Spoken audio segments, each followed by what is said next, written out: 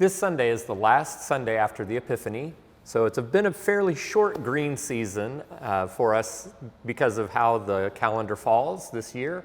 And the last Sunday after Epiphany is traditionally a little bit of a church's Mardi Gras. It's a little bit celebratory as we prepare to move into a more somber time, a more thoughtful time in the season of Lent.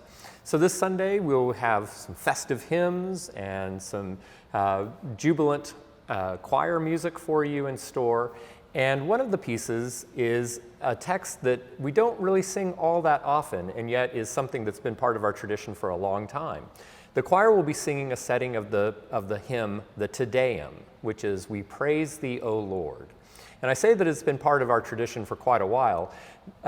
Traditionally, the idea has been that this was written in the year 387 by either St. Ambrose or St. Augustine. More recent scholarship has put a little bit of doubt as to whether one of those two gentlemen actually composed it, or maybe they were just presiding over time when this poem was collected.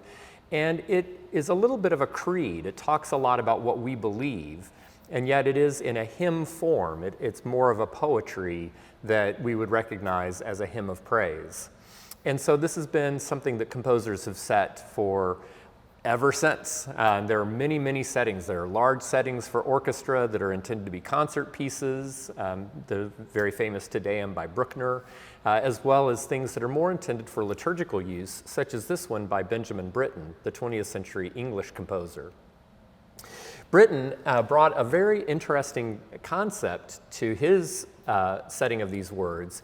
The organ part and the choir part are metrically not super related. In fact, they're kind of going on in their own time. So the organ starts off with these repeated chords. And then above that, the choir just sort of floats in.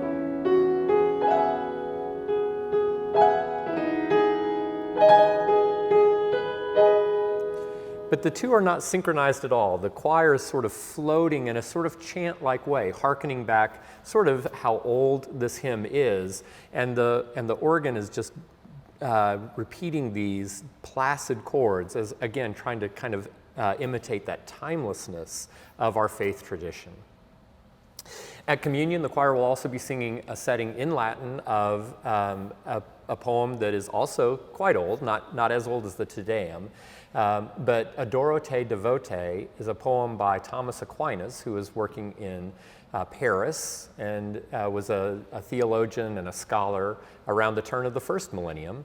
And this is a setting by the American composer Stephen Caracciolo in Latin, but these words that are familiar from the communion hymn, "Humbly I adore thee, verity unseen." So again, some familiar words, but words that are part of our tradition going way, way back, hundreds and hundreds of years.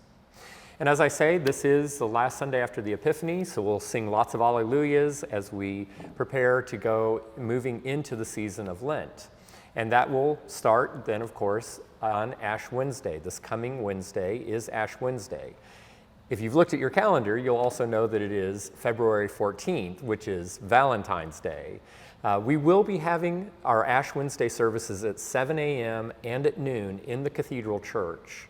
But we are not going to have an evening service because we really felt like that most people are going to be moving on to another Saint's Day, another religious observation of St. Valentine's Day. But we didn't feel like we wanted to compete with that. So come in the morning or at noon and go through that penitential service, but then that also frees you up in the evening to have a nice Valentine's Day with whomever you choose. And as we move into that season of Lent, we'll be talking about the approach that we have that is much less about being sorry and lamenting and beating ourselves up, but more a space for us to think about how we can walk the path closer with Jesus Christ. And so we invite you, as we step into Ash Wednesday and into this season, that we come into a space that's thoughtful but still assured of God's love. So we invite you to join with us for all of these seasons and services here at St. John's.